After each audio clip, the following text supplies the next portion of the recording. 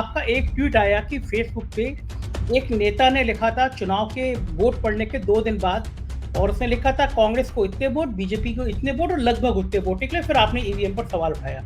ये चुनाव में कहीं न कहीं गड़बड़ी तो हुई और मैं तो 2003 से जब से ईवीएम मशीन आई है, उस समय वीवीपैट नहीं था, एक डायरेक्ट बटन दबाओ और उधर काउंट हो जाता था। तो उस समय से मैं इस पर भरोसा नहीं करता। भई तो बटन दबाते मालूम ही नहीं पड़ता कहाँ गया और उसमें चिप है और चिप पे सॉफ्टवेयर क्या डला ये बताते नहीं है। कोई ऐसी मशीन विश्व में नहीं है जिसमें चिप डली हो जो कि टेम्पर प्रूफ हो। ये सर्वमान्य है। यहाँ तक कि भाजपा के लोग भी इसको मानते हैं कि हाँ ये बात सही है, टेम्पर हो सकता है। क्या कांग्रेस आज की तारीख में या इंडिया गठबंधन इस स्थिति में है कि इतनी मजबूत तरीके से कोई आंदोलन खड़ा कर सके जिसमें जन सहभागिता हो, जो सरकार पे दबाव बना सके? माननीय चुनाव आयोग को हम लोग अगस्त से अनुरोध कर रहे हैं कि हम लोग आपसे मिलना चाहते हैं। आप देख लीजिए कि लगभग 18 पॉलिटिकल पार्टीज के लोगों ने समय मांगा है, लिखित में समय मांगा है और वो माननीय चुनाव आयोग हमसे बात करने के लिए तैयार नहीं है। तो ये आपको आशंका है या आपको ये भरोसा है या आपको ये डर है कि अगर ईवीएम से चुनाव हुआ तो लोकसभा चुनाव भी इसी तरह प्रभावित हो जाएगा? अगर यही चलता रहा और यही तरीके से अगर चुनाव के अंदर अविश्वास पैदा हो गया जनता में, तो संजय जी मैं आपसे कह देता हूं कि आने वाला समय हम लोगों के लिए, देश के लिए खतरा हो जाएगा। नमस्कार, मैं हूं संजय शर्मा। आप देख रहे हैं 4 PM न्यूज नेटवर्क। 5 राज्यों के नतीजे और खास तौर से मध्य प्रदेश, राजस्थान और छत्तीसगढ़ के नतीजों के बाद ये बहस तेज हो गई है कि क्या वाकई ईवीएम मैनेज होती हैं? क्या ईवीएम में कुछ छेड़खानी होती है? और क्या अगर ईवीएम रहेंगी तो भारतीय जनता पार्टी को हराना मुश्किल हो जाएगा? ऐसा इसलिए है कि मध्य प्रदेश के नतीजों ने सबसे ज्यादा चौंकाया, छत्तीसगढ़ के नतीजों ने सबसे ज्यादा चौंकाया। मैं छत्तीसगढ़ की बात तो नहीं कर रहा, लेकिन मध्य प्रदेश के दर्जनों गांवों में मैंने खुद दौरा किया। मैं शहरों में गया, मैं गांव में गया, स्कूलों में गया, बाजारों में गया। मैं दावे के साथ कह सकता हूं कि वहां पर हवा भारतीय जनता पार्टी के खिलाफ थी। सैकड़ों लोग मुझे मिलते थे जो कहते थे कि वो सरकार की, भाजपा सरकार की नीतियों के खिलाफ हैं, वो बढ़ती हुई महंगाई के खिलाफ है। नौजवान मिलते थे, वो कहते थे परीक्षाएं लीक हो जा रही हैं, पेपर लीक हो जा रहे हैं, परीक्षाएं हो नहीं रही हैं, नौकरियां मिल नहीं रही हैं। बहुत बड़ी नाराजगी थी। ये सारी बातें बता रही थी। लोगों से बात करने पर अंदाजा लग रहा था यहाँ सरकार बदलेगी, कांग्रेस की सरकार आएगी। लेकिन जब नतीजे आए तो सबने हैरानी जताई। मैं अकेला होता मैं मान लेता कि मेरे पत्रकारिता का अनुभव काम नहीं आया, लेकिन सी वोटर जैसी बड़ी टीम गई थी वहां पे और नतीजों ने साबित कर दिया कहीं कुछ खेला हो रहा है। उसके बाद में दिग्विजय सिंह ने एक नेता का फेसबुक अकाउंट ट्वीट किया जिसने वोट पड़ने के 2 दिन बाद बता दिया था कि कांग्रेस के प्रत्याशी को 77,000 और बीजेपी को 93.3% यानी 93,300 वोट मिलेंगे। और जब पेटी खुली तो बिल्कुल हू बहू वही तस्वीर सामने आई। इस बार इंडिया गठबंधन की जो बैठक होने जा रही है उसमें ईवीएम का मुद्दा अहम रहेगा। अखिलेश यादव और मायावती, अखिलेश यादव पूरा ईवीएम का विरोध कर चुके हैं और मायावती ने भी इशारों में कहा है कि ये नतीजे सबके लिए हैरानी भरे हैं। तो जाहिर है विपक्ष को समझ में आ गया है कि ईवीएम में कहीं कुछ ऐसा खेल है या हो सकता है। और कोई बड़ी बात भी नहीं है, जहां चिप लगी हो, जहां पे चिप को मैनेज करना कौन बड़ी चीज होती है। फोन मैनेज हो जाते हैं, पेगासस कहाँ बैठे बैठा है, पेगासस आ जाता है। और मेरे एक मित्र ने, एक अफसर मित्र है, आईपीएस मित्र है, उसने मुझे बताया कि इस बात की भी बहुत बड़ी संभावना है कि इजराइल के मोसाद ने भी ईवीएम में हैकिंग में बहुत बड़ी मदद की हो, क्योंकि दुनिया अब दो ध्रुवों पे जा रही है। जितने मुंह उतनी बातें, लेकिन ये बात सही है कि पूरा विपक्ष अब इस बात पर एक राय रखता हुआ नजर आ रहा है कि ईवीएम हटनी चाहिए। कांग्रेस के बड़े नेता हैं दिग्विजय सिंह जी, उनसे हमने लंबी बात करी इस विषय पर। वो भी मानते हैं कि भारतीय जनता पार्टी कुछ भी कर सकती है। तो मैं तो हंसा, मैंने कहा आप तो इतना कह के जो लोग भाजपा के खिलाफ लड़ना चाह रहे हैं उनको भी डरा दे रहे हैं। तो उन्होंने कहा कि मैंने राहुल गांधी से बात करी है, मैंने खड़गे जी से बात करी है, ईवीएम का मुद्दा जोर शोर से सामने आना चाहिए और ईवीएम को हटाना चाहिए। तो ले चलता हूं दिग्विजय सिंह जी के पास, मैं सुनाता हूं उनका एक्सक्लूसिव इंटरव्यू। सुनिए दिग्विजय सिंह जी का क्या ख्याल है ईवीएम को लेकर, और आपकी राय का हमको इंतजार रहेगा। जरूर बताइएगा कि आप इस बातचीत के बाद किस निष्कर्ष पर पहुंचते हैं। स्वागत है दिग्विजय सिंह जी आपका हमारे इस शो में, और बहुत दिनों से हम आपसे बात भी करना चाह रहे थे क्योंकि आपका एक ट्वीट बहुत वायरल हुआ मध्य प्रदेश के चुनाव में। मध्य प्रदेश के नतीजे सब चौंक गए उन नतीजों को देखकर, क्योंकि मैं खुद मध्य प्रदेश में रहा था काफी दिन। सी वोटर रहे थे वहां, टीम रही थी पूरी, और सभी का अनुमान था कि शायद कांग्रेस की सरकार आएगी, लेकिन नतीजे बहुत उल्टे आए और लहर की तरह आए। तो हमें भी हैरानी हुई थी कि नतीजे इस हद तक कैसे आ सकते हैं, बल्कि हमने सोचा कि हम 30-35 साल से पत्रकारिता कर रहे हैं कि हम ही कुछ गड़बड़ कर पा रहे हैं, हम ही नहीं पढ़ पा रहे हैं। लेकिन हैरानी ये थी कि हमने सैकड़ों लोगों से बात करी और बहुमत जो था वो बीजेपी के खिलाफ था। लेकिन नतीजा है, फिर आपका एक ट्वीट आया कि फेसबुक पे एक नेता ने लिखा था चुनाव के वोट पड़ने के 2 दिन बाद, और उसने लिखा था कांग्रेस को इतने वोट, बीजेपी को इतने वोट, और लगभग उतने वोट निकले। फिर आपने ईवीएम पर सवाल उठाया। मेरा बड़ा सवाल यह है दिग्विजय जी, क्या मानते हैं आप भारतीय जनता पार्टी के पक्ष में माहौल था, कांग्रेस की अपनी लापरवाही थी, या वाकई में ईवीएम में कुछ झोल जैसी चीज होती है? संजय जी, मैं इस बात को तो स्वीकार करता हूं कि संगठन की दृष्टि से भारतीय जनता पार्टी हमसे ज़्यादा सशक्त है संगठन के स्तर पर, और उनका चुनाव लड़ने का मैनेजमेंट भी हमसे बेहतर है। लेकिन इस बार चुनाव जनता लड़ रही थी और जनता में नाराज़गी थी, और ये परिलक्षित और भी ज़्यादा हुआ जब नतीजे आने पर लोग बाग हतप्रभ रह गए कि ये हो क्या गया। तो कहीं इनके ना तो जुलूस निकले ना कुछ हुआ, तो एक इस प्रकार के एक हो गया कि हो क्या गया ये। और मुझे भी लगभग 50 साल का चुनाव का अनुभव है, और 77 का जब मैं चुनाव लड़ा था जनता पार्टी की लहर में, तब इतनी खिलाफ माहौल था कांग्रेस पार्टी के खिलाफ। मेरे घर वाले मना कर रहे थे चुनाव कांग्रेस से मत लड़िए, इंडिपेंडेंट लड़ लीजिए। मैंने कहा भाई लड़ना तो कांग्रेस से ही है, और मैं कांग्रेस से लड़ा, और ईश्वर की कृपा से मैं जीत भी गया। कुछ ही लोग जीत पाए थे 77 की लहर में। वो लहर लगती थी कि भाई कांग्रेस के खिलाफ है, लेकिन यहाँ तो सवाल ही नहीं उठता था। इसलिए ये चुनाव में कहीं ना कहीं गड़बड़ी हुई। और मैं तो 2003 से, जब से ईवीएम मशीन आई है, उस समय वीवीपैट नहीं था, एक डायरेक्ट बटन दबाओ और उधर काउंट हो जाता था। तो उस समय से मैं इस पर भरोसा नहीं करता। भाई हम बटन दबाते मालूम ही नहीं पड़ता कहाँ गया, और उसमें चिप है, और चिप में सॉफ्टवेयर क्या डला ये बताते नहीं है। वीवीपैट में तो और ज्यादा आसान हो गया ये। पहले तो ठीक है लोकल लेवल पे अपना लोग खेला कर लेते थे, लेकिन अब तो सेंट्रलाइज्ड रिगिंग का एक रास्ता निकल आया है। क्योंकि ये बात मान लीजिए कि कोई ऐसी मशीन विश्व में नहीं है जिसमें चिप डली हो जो कि टेम्पर प्रूफ हो। ये सर्वमान्य है। यहाँ तक कि भाजपा के लोग भी इसको मानते हैं कि हाँ ये बात सही है, टेम्पर हो सकता है। अब टेम्पर हो सकता है तो क्या हम देश का लोकतंत्र कुछ हैकर्स के जिम्मे करना हमारे लिए उचित है क्या? क्या लोकतंत्र से बचेगा क्या? प्रश्न इस बात का आता है।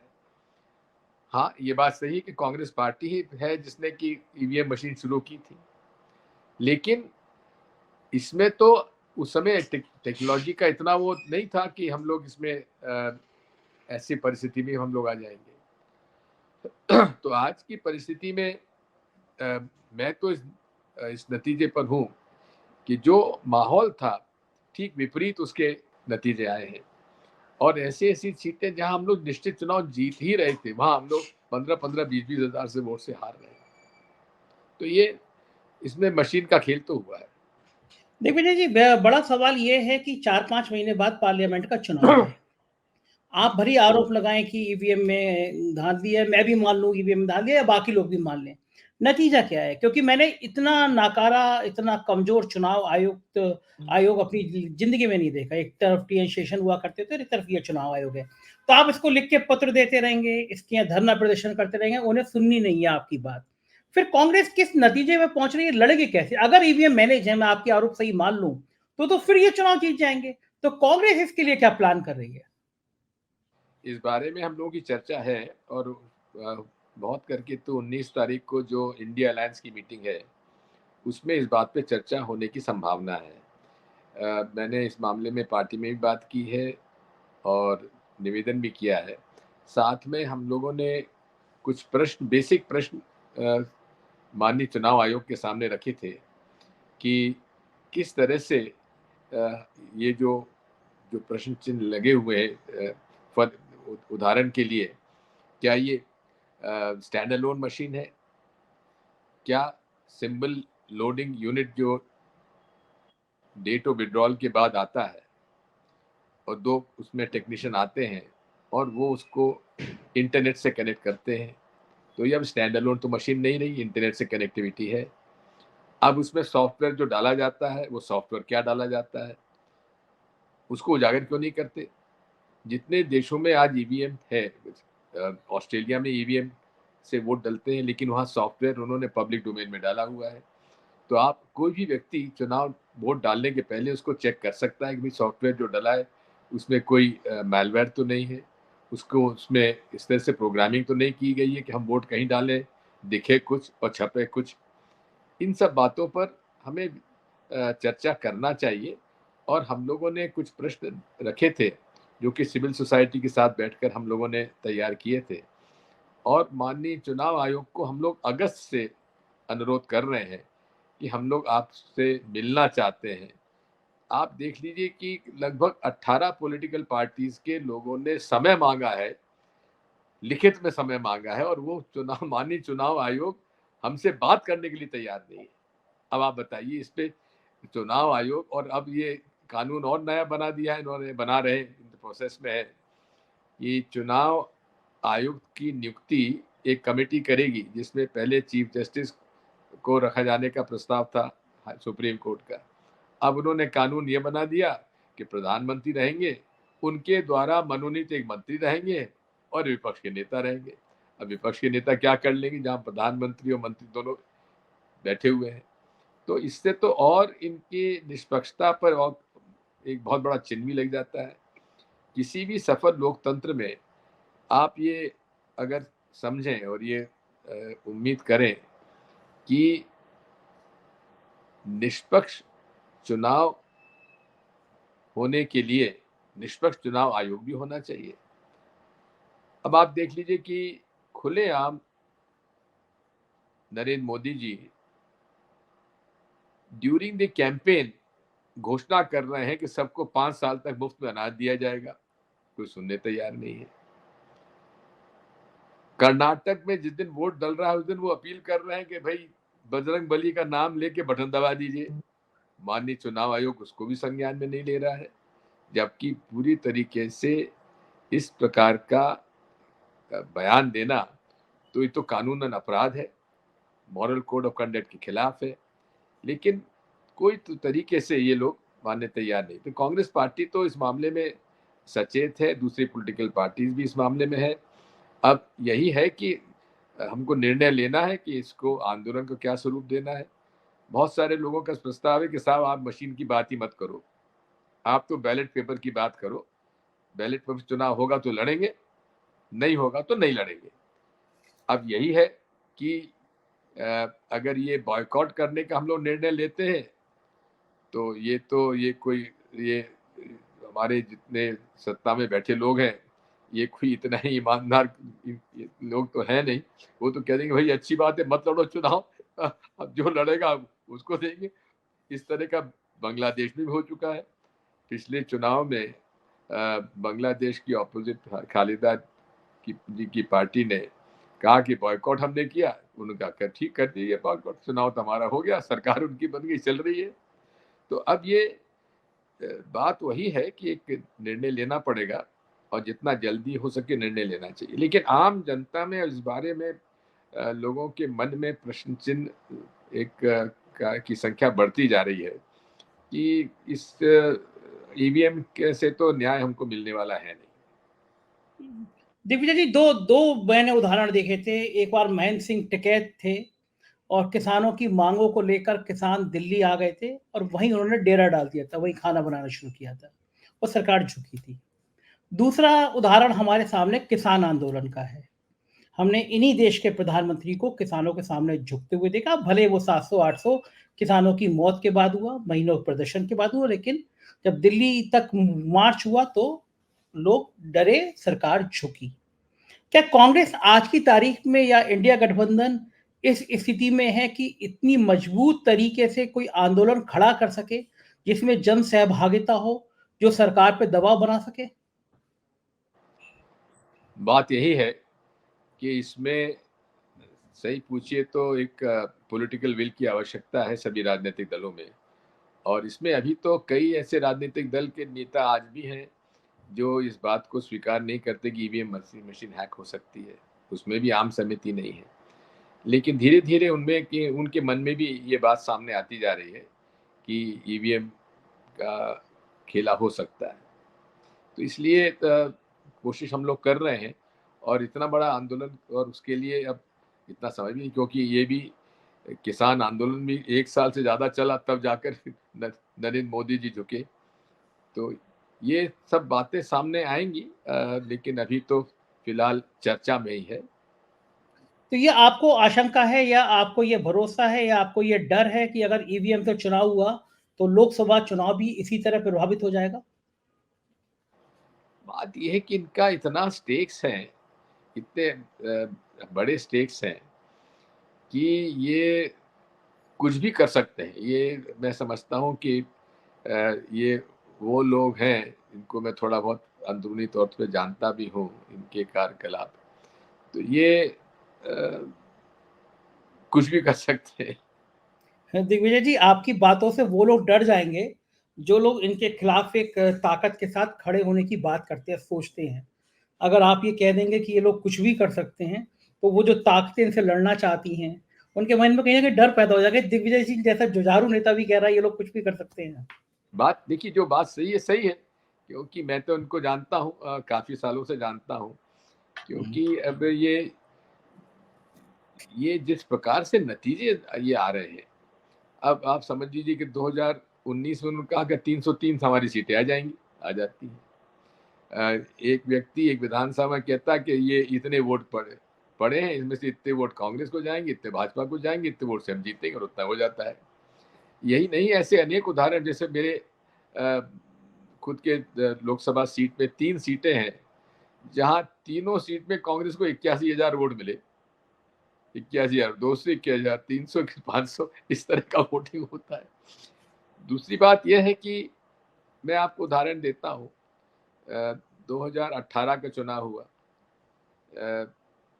मेरी जो घर की सीट है, जहाँ हम लोग लगातार जीतते आए, मैं भी जीता, मेरा भाई भी जीता, मेरा बेटा भी जीता, वहाँ 2018 में वो करीब 46,000 वोट से जीतता है, जीत के मंत्री बन जाता है। 5 महीने में उसी सीट पर हम लोग 42,000 वोट से हार जाते हैं। कितना गैप हुआ? 46 माइनस 42, दोनों को जोड़ दिया जाए तो करीब 88,000 का फर्क हो गया। दूसरी कॉन्स्टिट्यूंसी है, वहां पे कांग्रेस जीतती है 36,000 से, ठीक है, और 36,000 से जीतने के बाद वो भी एमएलए मिनिस्टर बन जाते हैं, और 5 महीने बाद वहां हारते हैं हम लोग 52,000 से। दोनों का अगर घटा बढ़ा करें तो वो भी 88 आता है।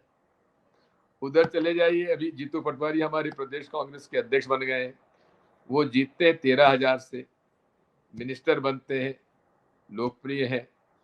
वही असेंबली सेगमेंट हम लोग पार्लियामेंट में 5 महीने बाद हारते हैं 72,000 से, वो भी 90,000 के आसपास आ जाता है।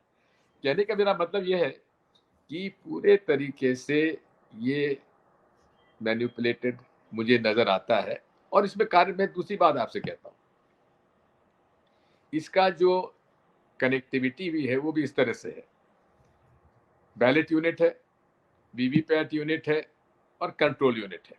ये 3 ईवीएम मशीन के हिस्से हैं, ठीक है। अब मैं वोटर हूं, मैं जिस उम्मीदवार को वोट देना चाहता हूं, मैंने उसका बटन दबा दिया, ठीक है। बटन दबाने का संदेश चिप के माध्यम से नहीं आ रहा है, सीधा सीधा संदेश वीवीपैट मशीन में आ रहा है, ठीक है। और वीवीपैट मशीन में एक स्क्रीन लगा है जिसमें कि हमें 7 सेकंड के लिए दिखता है कि हाँ, हमारा वोट जिस सिंबल को हमने चाहा था डल गया, ठीक है। अब उसमें सॉफ्टवेयर डला हुआ है, अब वो सॉफ्टवेयर माइक्रोचिप में है, उसमें माइक्रो प्रोसेसर है। अब वहां पर जो सॉफ्टवेयर है वो जो हमारा संदेश बैलेट यूनिट से आया उसको प्रोसेस होके वो प्रिंटर को भेजता है, ठीक है।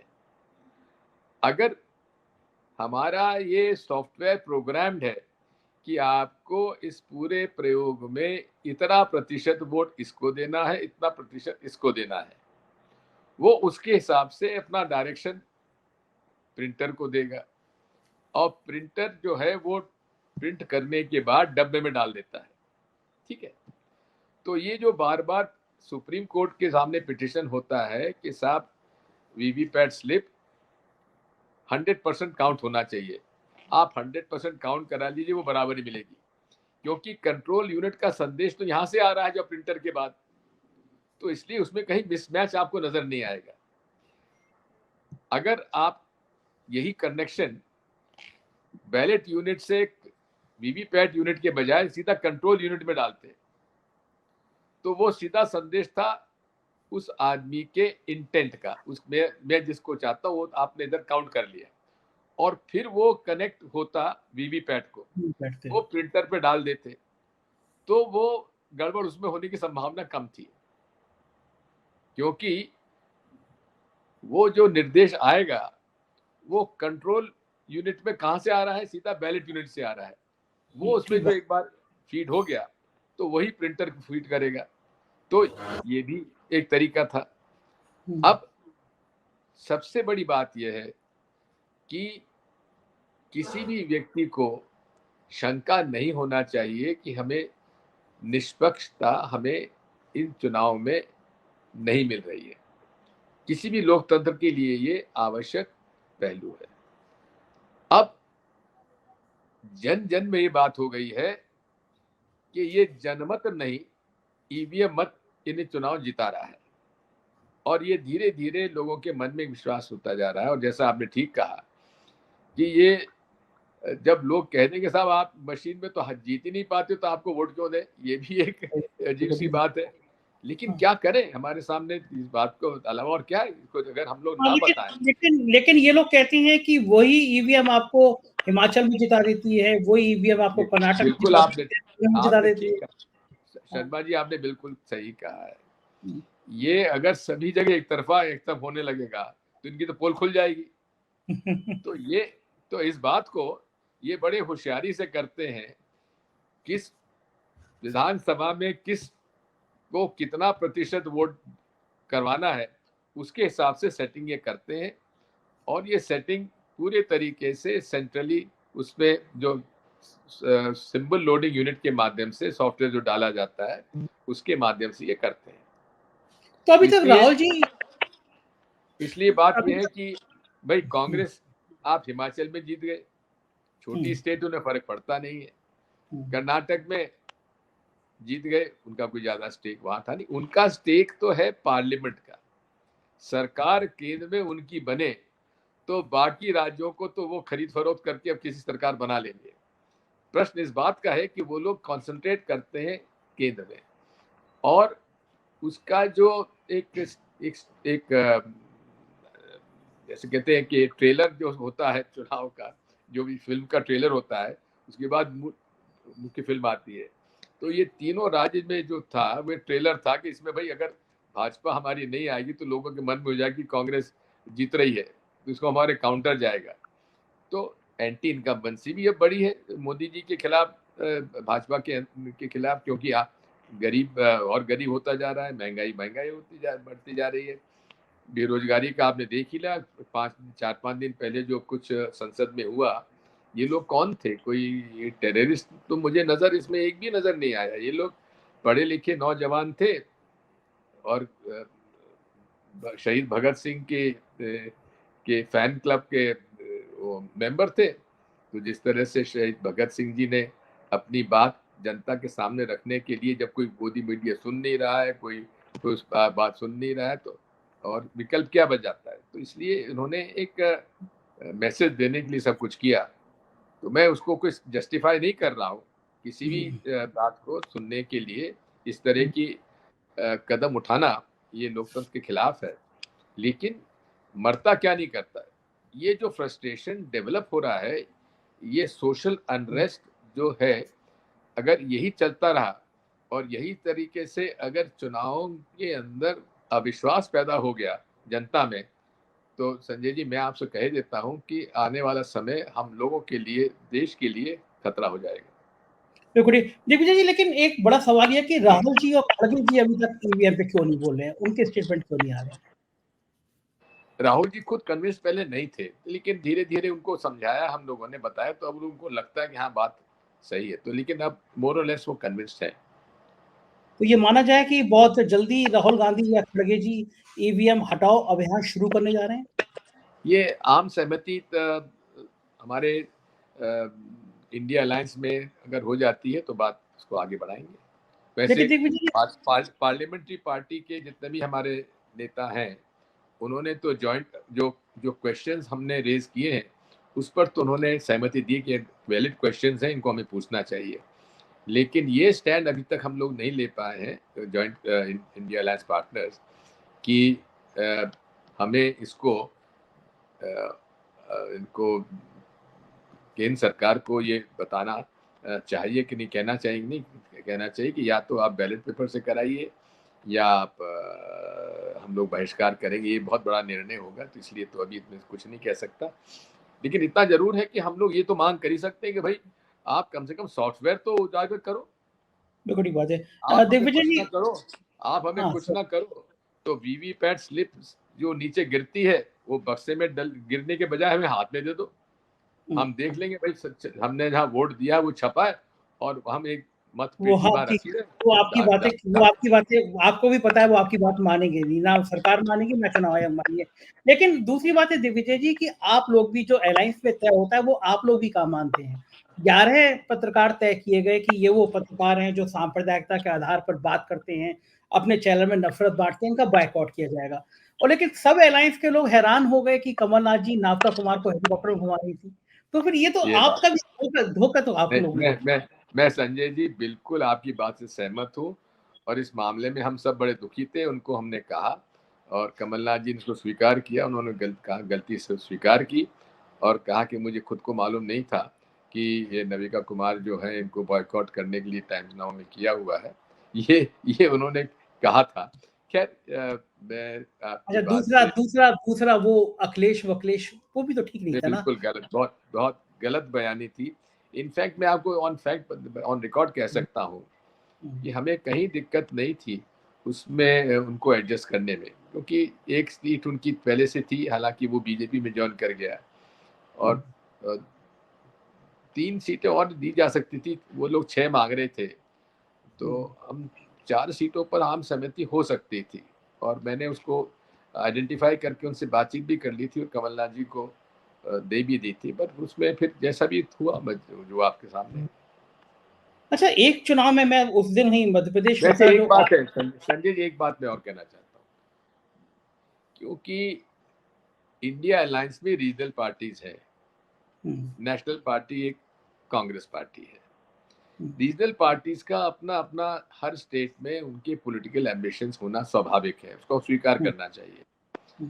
तो स्टेट चुनाव में हम लोगों को दबाव किसी एक पार्टी पे, दूसरी पार्टी या तीसरी पार्टी पे डालने की आवश्यकता नहीं है, लेकिन रियल पॉलिटिक्स ये कहती है कि आप नेशनल इश्यूज पे सब लोग, हम लोग इकट्ठे हैं, हम लोग इसको किसी प्रकार से कोई समझौता इस विचारधारा का संघ और भाजपा की विचारधारा के साथ नहीं हो सकते। हम पूरे तरीके से गांधीवादी, नेहरूवादी विचारधारा से हम एंटी कम्युनल फोर्सेस के खिलाफ हैं, जिसमें कम्युनिस्ट भी है, सोशलिस्ट भी है, कांग्रेस भी है, रीजनल पार्टीज भी है, हम सब लोग एक साथ हैं। तो इसलिए जो इसमें जिस तरह से फंक्शनिंग है भारतीय जनता पार्टी की लीडरशिप का आज में, उससे उनके जो अलायंस थे, एनडीए में अलायंस थे, अकाली दल उनसे अलग हो गया, शिवसेना उनसे अलग हो गया। हालांकि दोनों का जो जो विचारधारा है वो बहुत कुछ हम लोगों के साथ बनती नहीं है, लेकिन फिर भी ये बात उन्होंने स्वीकार किया है कि आज देश के लोकतंत्र को खतरा है। देश में यदि इसी प्रकार से चलता रहा तो ना भारत का संविधान बचेगा, ना लोकतंत्र बचेगा, क्योंकि भारतीय संविधान के अंदर हर व्यक्ति को अपने धर्म का पालन करने का अधिकार है और उसके आधार पर आप जिस प्रकार से धर्म का उपयोग या दुरुपयोग कर रहे हैं राजनीति में, ये कानूनन भी उसमें इसकी परमिशन नहीं है, लेकिन उसको वो अनदेखा करके खुलेआम इस बात को कर रहे हैं।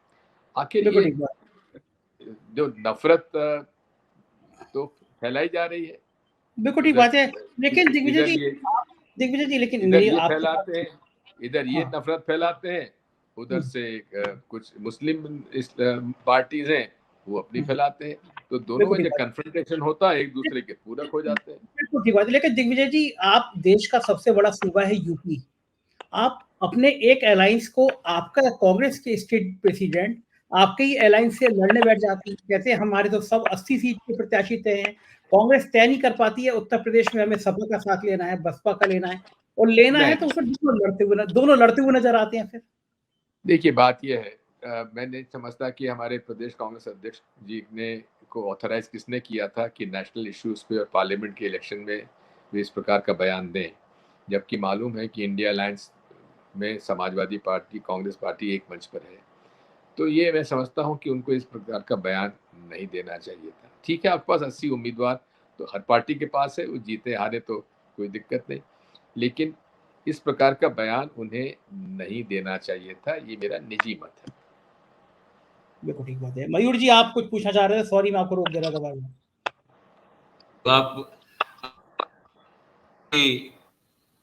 आपका फ्लो जो चल रहा था तो मैं एक्चुअली एंजॉय कर रहा था, क्योंकि बहुत सारे सवाल तो वही थे जो आप पूछ रहे थे, कुछ बातें और हैं मैं रिविजन से बात करना चाहता हूँ उस मुद्दे पे।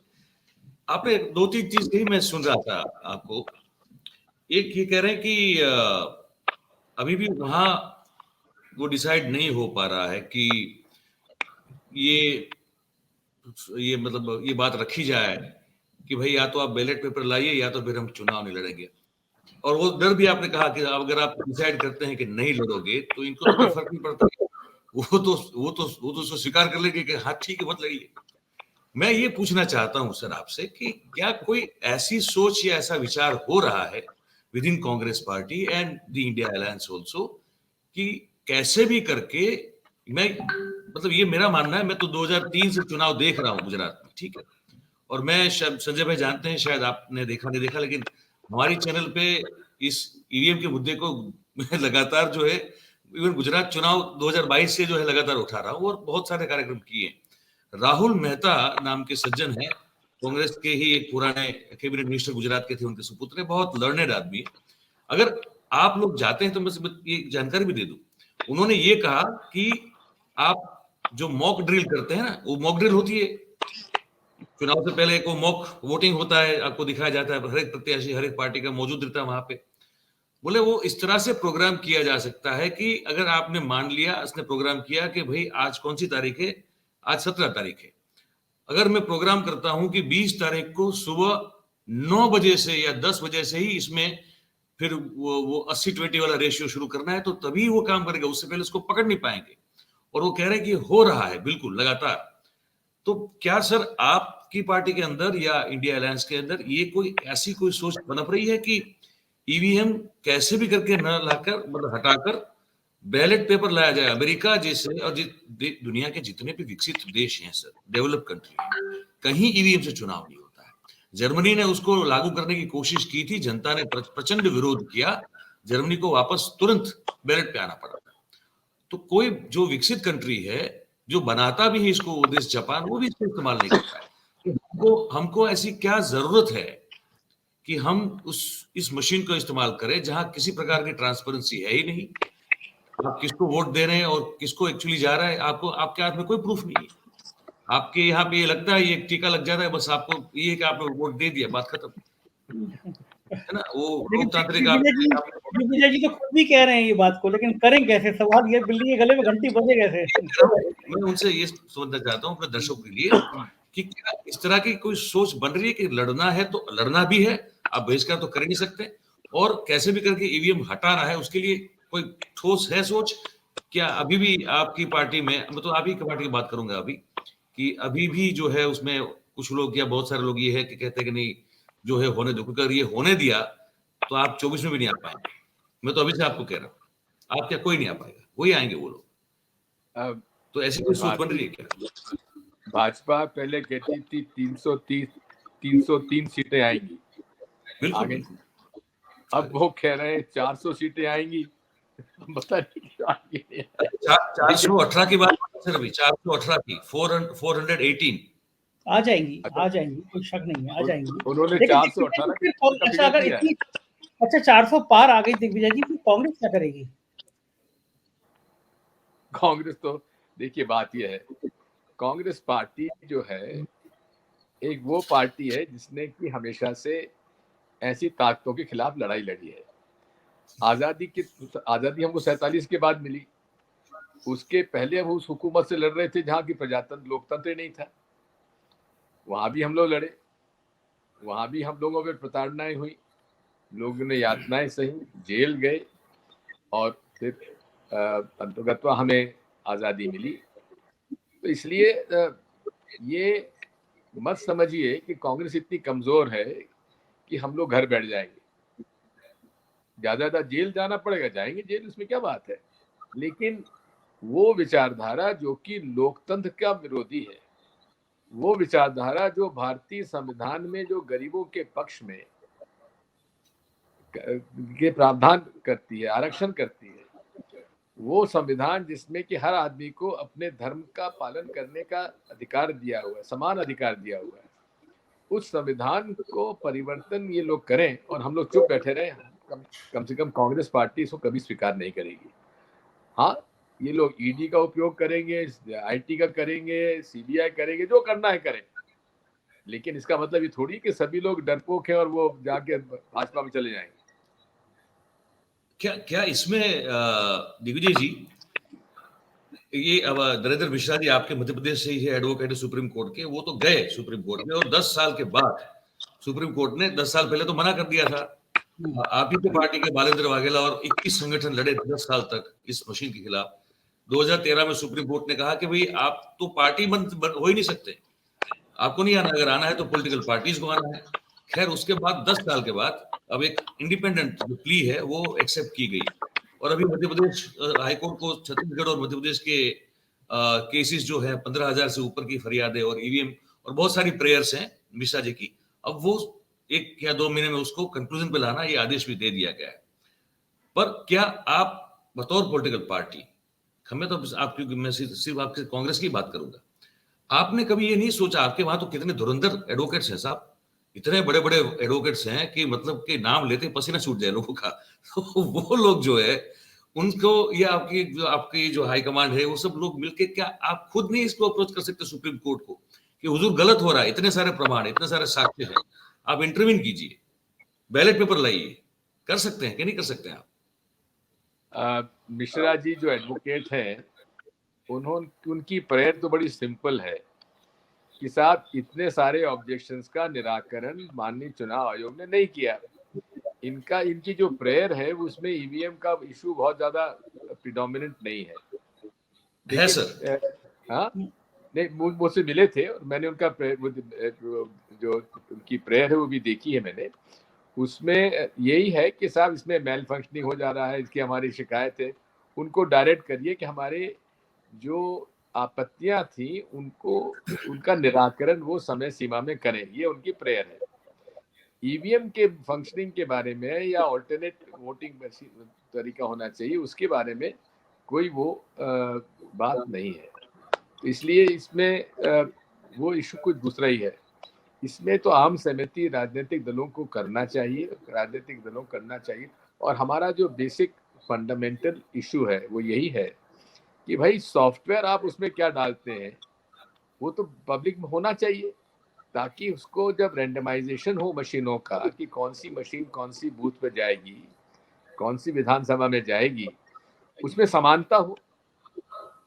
आप उसमें ठीक है रैंडमाइजेशन में रैंडमली चोजन 10 या 15 या 20 मशीनों में तो आप वोट डलवा के देखिए, 1000-1200 वोट डलवा के देखिए। ये रैंडमाइजेशन होना चाहिए उस तरह से जैसा कि उन्होंने बताया, आपने पहले बताया था कि सॉफ्टवेयर ये भी डाला जा सकता है कि साहब ये 10 बजे के बाद ऑपरेट शुरू करेंगे या 11 बजे के बाद करेंगे या 12 बजे के बाद करेंगे। तो इसलिए ये तो रैंडमाइजेशन एक टाइम पे ही नहीं होता है कि भाई इस समय के बीच हो गया तो पूरा सब चलेगा। आजकल सॉफ्टवेयर तो आप इतना सोफिस्टिकेटेड हो गया है कि आप अब हमारे फोन पर ये जो इंग्लिश टू हिंदी टाइपिंग होता है, हम उंगली दबाते ए पर और छपता अ है। तो ये दिस इज क्वाइट पॉसिबल। मेरा सोचना यही है कि इसमें इनको ना सॉफ्टवेयर के अंदर ये प्रोग्रामिंग कर देते हैं कि साहब इतने बजे के बाद इस तरह से ये वोटिंग होगा और इसके अंदर ये दिखेगा कुछ और छपेगा कुछ। और ये संभावना है क्योंकि इसलिए कि उसमें बैलेट यूनिट का मैसेज जाता है वीवीपैट में, काउंटिंग यूनिट में नहीं जाता। अगर काउंटिंग यूनिट में जाके फिर वीवीपैट आए तो कुछ उसमें एक संभावना भी बढ़ती है। दूसरा, सॉफ्टवेयर को आपको ओपन पब्लिक डोमेन में लाना चाहिए क्योंकि निष्पक्ष चुनाव लोकतंत्र के लिए आवश्यक है, सफल लोकतंत्र के लिए। इसलिए तो आप सर्वोच्च न्यायालय तक जाने की सोच रहे हैं अगर यहाँ कुछ आपकी बात नहीं सुनी गई? अब अगस्त से लेकर आज तक हमारे कुछ मिलने का समय नहीं दिया तो हमारे पास विकल्प क्या बचता है? हाँ जाएंगे तो बात ही। एक आखिरी सवाल दिग्विजय जी, हमने लोगों ने बहुत समय ले लिया आपका, कि क्या माना जाए कि इंडिया गठबंधन की जो बैठक होने जा रही है अब, इस बैठक में ईवीएम के खिलाफ आर पार की लड़ाई का फैसला हो जाएगा या फिर अगली बैठक का टाल दिया जाएगा? मैं इंडिया अलायंस का जो ग्रुप है उसके अंदर मैं कांग्रेस पार्टी में शामिल नहीं हूँ, लेकिन ये मैंने कांग्रेस अध्यक्ष जी से तो बात की है, राहुल गांधी जी से भी मैंने अनुरोध किया है कि इस बारे में चर्चा होनी चाहिए। बहुत बहुत शुक्रिया दिग्विजय जी, आपने हमें इतना समय दिया। आपसे बात करते रहेंगे, संवाद करते रहेंगे, बहुत अच्छा लगा आपसे बात। और संजय शर्मा जी, आप निर्भीकता से लड़ाई लड़ते रहिए, हम आपके साथ हैं और ईश्वर आपको और शक्ति दे और 4 PM को और लोकप्रिय करे। धन्यवाद मयूर भाई, बहुत बहुत। और केम छो एकदम मजामा साहब। अच्छा ऐसा बोलना पड़ेगा, सौराष्ट्र में ऐसे कहते हैं, बापू साहब एकदम मजामा, माता जी दया, मजा माता जी कृपा। तो ये थे दिग्विजय जी और मयूर जानी जी, आपने हमारी बातचीत सुनी। मैं आपका इंतजार करूंगा फेसबुक पर भी, ट्विटर पे भी और यूट्यूब पे भी। चैनल को सब्सक्राइब करिएगा, ज्वाइन करिएगा, बताइएगा जरूर ये वीडियो आपको कैसा लगा। Thank you.